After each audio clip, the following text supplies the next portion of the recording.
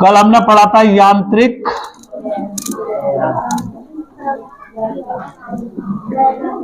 तरंगे पढ़ ली थी, है ना।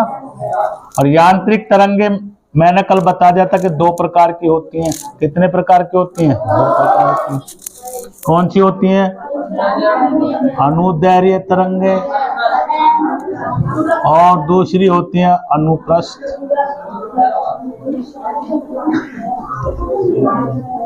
अनुप्रस्थ तरंगे।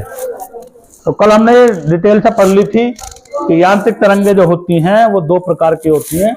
एक होती है अनुदैर्घ्य तरंगे और एक होती हैं अनुप्रस्थ तरंगे। ठीक है। यांत्रिक तरंगे माध्यम उत्पन्न होती है केवल, है ना, यानी कि ना माध्यम की आवश्यकता होती है। तो यांत्रिक तरंगों के उत्पन्न होने से क्या उत्पन्न होती है? ध्वनि। क्या उत्पन्न होती है?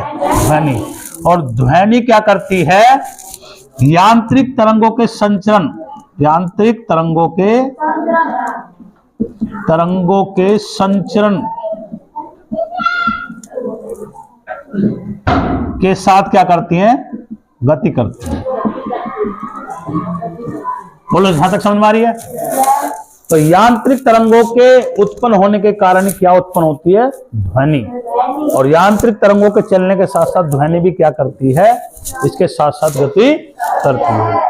और ये कहां पहुंचती है? हमारे कानों पर। और ध्वनि का अनुभव हम आसानी से कर पाते हैं। ठीक है। यह ध्वनि तरंगे किस पर निर्भर करती हैं? आवृत्ति पर। किस पर निर्भर करती हैं? आवृत्ति पर। और आवृत्ति मैं कल तुम्हें पढ़ा चुका हूं। क्या होती है आवृत्ति?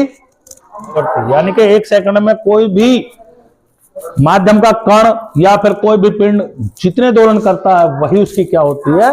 आवृत्ति होती है।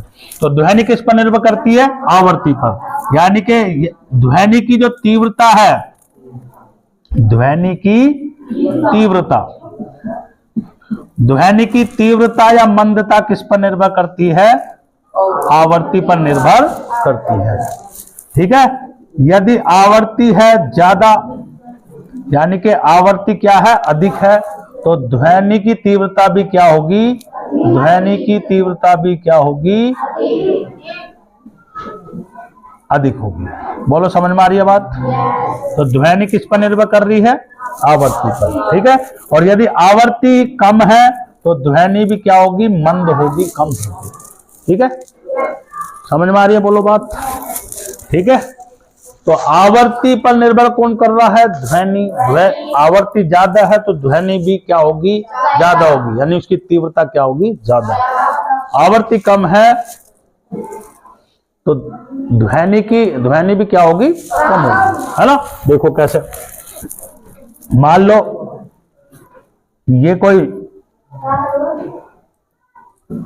मान लो ये है किसी माध्यम की या ध्वनि की आवृत्ति, है ना।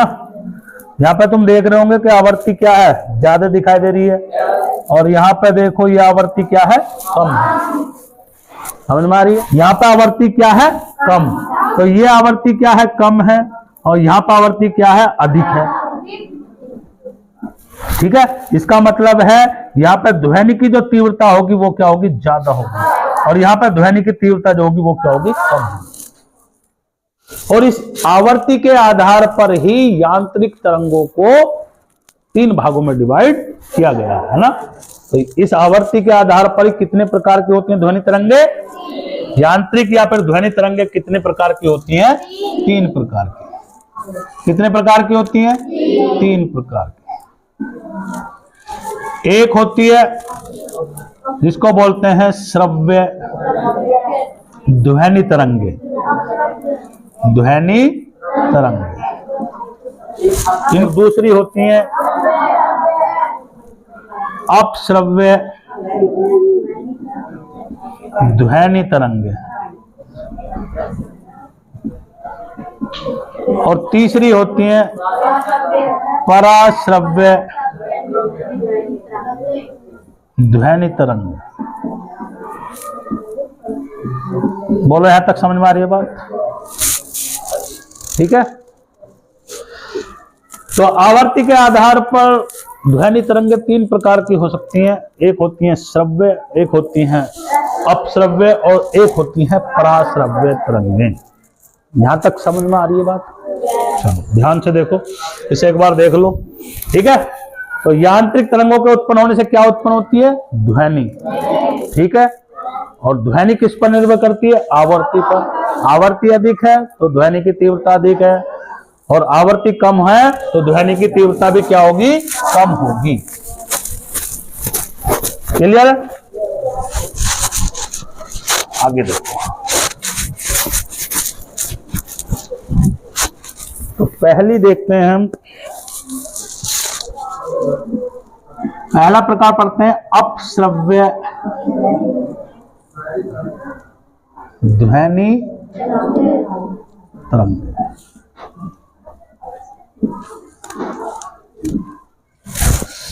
तो क्या होती है? ऐसी ध्वनि तरंगें जिनकी आवृत्ति क्या होती है? 20 हर्ट्ज से कम होती है। हर्ट्ज क्या है? हर्ट्ज है आवर्ती का मात्रक। आवर्ती का मात्रक क्या है? आवर्ती का मात्रक क्या होता है? इसको बोलते हैं हम हर्ट्ज, ठीक है। समझ में आ रही है? हर्ट्ज को हम HZ से व्यक्त करते हैं। बोलो यहां तक क्लियर है? तो आवर्ती का मात्रक क्या है? हर्ट्ज। हर्ट्ज का मतलब है, हर्ट्ज का मतलब 1 हर्ट्ज बराबर क्या होता है? मान लो 1 हर्ट्ज बराबर होता है 1 दोलन। समझ में आ रही है बात? ठीक है। तो क्या है अपश्रव्य ध्वनि तरंगे? तो ऐसी तरंगे जिनकी आवृत्ति क्या होती है? 20 हर्ट्ज से कम होती है, ऐसी ध्वनि तरंगों को हम अपश्रव्य ध्वनि तरंगे कहते हैं। तो इनकी आवृत्ति कितनी होती है? इनकी आवृत्ति कितनी होती है? 20 हर्ट्ज से कम। समझ में आ रही है? बोलो बात। तो ऐसी ध्वनि तरंगे जिनकी आवृत्ति 20 हर्ट्ज से कम होती है, ऐसी तरंगों को हम अपश्रव्य तरंगे कहते हैं, ठीक है। और इनको मनुष्य नहीं सुन सकता, मनुष्य नहीं सुन सकता, यानी कि हम इनको नहीं सुन सकते हैं। फिर कौन सुन सकता है? तो कुछ जंतु ऐसे हैं जो इनको सुन सकते हैं, जैसे कि तुम्हारा गेंडा। गेंडा गेंडा जो है वो ऐसा जंतु है जो 5 हर्ट्ज से कम की ध्वनि को क्या कर सकता है? सुन सकता है। 5 हर्ट्ज आवृत्ति से कम की ध्वनि को सुन सकता है। बोलो समझ में आ रही है? कौन सुन सकता है? गेंडा। तो गेंडा जो है वो अपश्रव्य ध्वनि को सुन सकता है ना।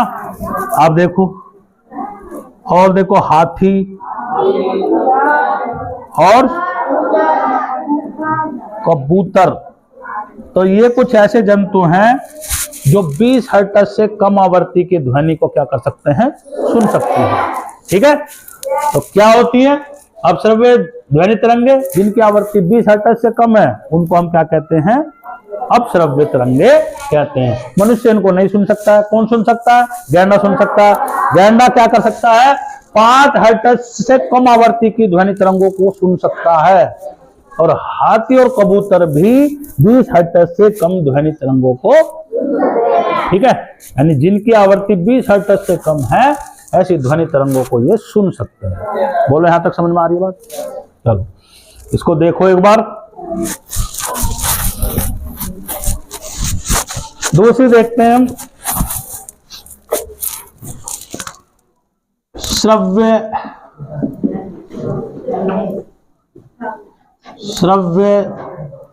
ध्वनि तरंगे।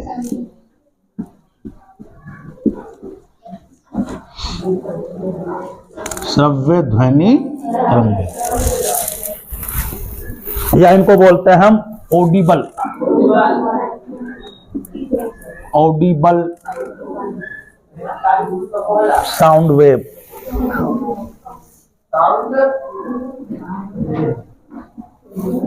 ठीक है भाई।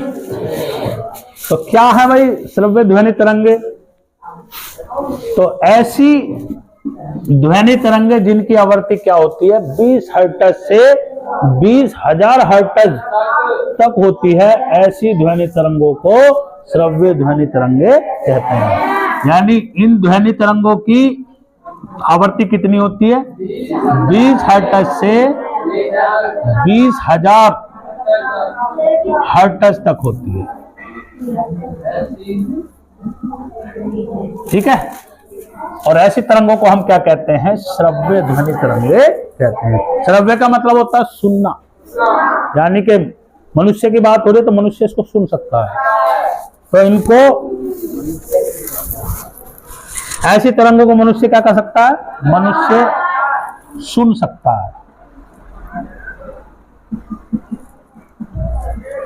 ऐसी तरंगों को मनुष्य क्या कर सकता है? सुन सकता है। यहां तक बोलो, समझ में आ रही है बात? ठीक है, रोक दो। यहां तक समझ में आई है बात? तो श्रव्य ध्वनि तरंगे क्या है?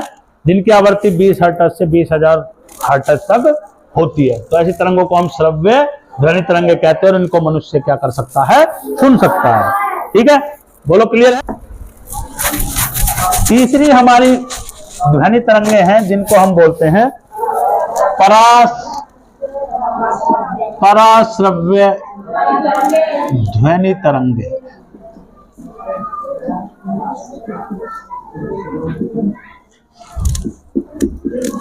और इनको हम अल्ट्रा, है ना, और इनकी आवृत्ति कितनी होती है? इनकी आवृत्ति कितनी होती है? 20,000 हर्ट्ज से। बोलो, यहां तक समझ में आ रही है? तो ऐसी तरंगे जिनकी आवृत्ति 20,000 हर्ट्ज से अधिक होती है, ऐसी तरंगों को हम पराश्रव्य ध्वनि तरंगे कहते हैं। और इनकी ऊर्जा जो होती है वो क्या होती है? इनकी ऊर्जा अधिक होती है, यानी कि इनमें ऊर्जा क्या होती है? बहुत अधिक होती है। क्यों होती है? क्योंकि इनकी आवृत्ति क्या होती है? इनकी आवृत्ति होती है अधिक, और इनकी तरंग दैर्ध्य क्या होती है? तरंग दैर्ध्य होती है इनकी कम। ठीक है, कैसे होती है भाई इनकी आवृत्ति अधिक और तरंग दैर्ध्य को हम कैसे पहचानेंगे ना? तो इनकी आवृत्ति क्या होती है? बहुत अधिक होती है, और इनकी तरंग दैर्ध्य क्या होती है? बहुत कम होती है, जिस कारण इन तरंगों में बहुत ऊर्जा पाई जाती है ना। तो इनमें अत्यधिक ऊर्जा होने के कारण ये क्या कहलाती है? पराश्रव्य ध्वनि तरंगे कहलाती हैं। ध्यान से देखो, मान लो ये जो है ये तरंगे हैं, यहां पे तुम देख रहे होंगे इनकी आवृत्ति कितनी अधिक दिखा रही है ना? इनकी आवृत्ति अधिक है ना। और हमें पता है तरंग दैर्ध्य किसको कहते हैं हम? दो, ये हमारा श्रृंग हो गया, ये हमारा श्रृंग हो गया, ये हमारी गर्त, और ये भी हमारी गर्त। तो दो श्रृंगों के बीच की दूरी को हम क्या कहते हैं? तरंग दैर्ध्य कहते हैं। या फिर दो गर्तों के बीच की दूरी को हम क्या कहते हैं? तरंग दैर्ध्य कहते हैं। बोलो, यहां तक समझ में आ रही है बात? तो यहां पे इसकी मतलब है कि आवृत्ति क्या है इनकी? ज्यादा है, और तरंग दैर्ध्य इनकी क्या है? कम। और इनकी आवृत्ति अधिक होने के कारण और तरंग दैर्ध्य कम होने के कारण इनमें अत्यधिक ऊर्जा होती है, यानी इनकी ऊर्जा क्या होती है? सर्वाधिक होती है। बोलो, समझ में आ रही है बात? ठीक है, तो इनकी आवृत्ति कितनी होती है? 20,000 हर्ट्ज से अधिक होती है। इनमें ऊर्जा अत्यधिक होती है, मनुष्य इनको नहीं सुन सकता। क्यों होती है इनमें ऊर्जा अधिक? क्योंकि इनकी आवृत्ति क्या होती है? अधिक होती है। तरंग दैर्ध्य क्या होती है? कम होती है। और आवृत्ति अधिक और तरंग दैर्ध्य कम होने के कारण इनमें अत्यधिक ऊर्जा होती है। ठीक है, कौन सुन सकता है इनको? तो इनको कुछ ही जीव सुन सकते हैं, जैसे कि कुत्ता, बिल्ली, चमगादड़। ठीक है, और चमगादड़ इसको उत्पन्न भी कर सकता है। ठीक है, एक वैज्ञानिक थे जिनका नाम था गाल्टन। क्या नाम था? गाल्टन। गाल्टन ने क्या काम किया था? सीटी के माध्यम से। किसके माध्यम से? सीटी के द्वारा पराश्रव्य ध्वनि को उत्पन्न किया था। ठीक है, सीटी के द्वारा क्या किया था? पराश्रव्य ध्वनि को उत्पन्न किया था। क्या नाम था उनका? गाल्टन। ठीक है, क्या नाम था? गाल्टन। और जो प्रशिक्षित कुत्ते होते हैं, जिनको प्रशिक्षण दिया जाता है, वो गाल्टन सीटी के इशारे को समझ जाते हैं। बोलो समझ में आ रही? तो कुत्ता, बिल्ली और चमगादड़ जो है ऐसी तरंगों को सुन सकते हैं, है ना? ऐसी ध्वनि तरंगों को क्या कर सकते हैं? सुन सकते हैं। और चमगादड़ इसका इस्तेमाल किसमें करता है? अपना शिकार ढूंढने में, और उसके सामने कोई भी वस्तु आ रही है उसको पहचानने में, और उसकी दूरी को जानने में इन तरंगों का प्रयोग करता है। ठीक है, है? मान लो चमगादड़ के सामने कोई कीड़ा आ रहा है और उसे शिकार करना है, तो वो क्या करे? चमगादड़ क्या करेगा? पराश्रव्य ध्वनि तरंगे उत्पन्न करेगा और उससे टकराएंगी और परावर्तित होकर कहाँ आएंगी? उसके कानों तक आएंगी, और उसे पता लग जाएगा कि मेरा शिकार कितनी दूर है, और तुरंत उसको दबोच लेगा। समझ में आ रही? मान लो सामने दीवार है, तो चमगादड़ क्या करते हैं?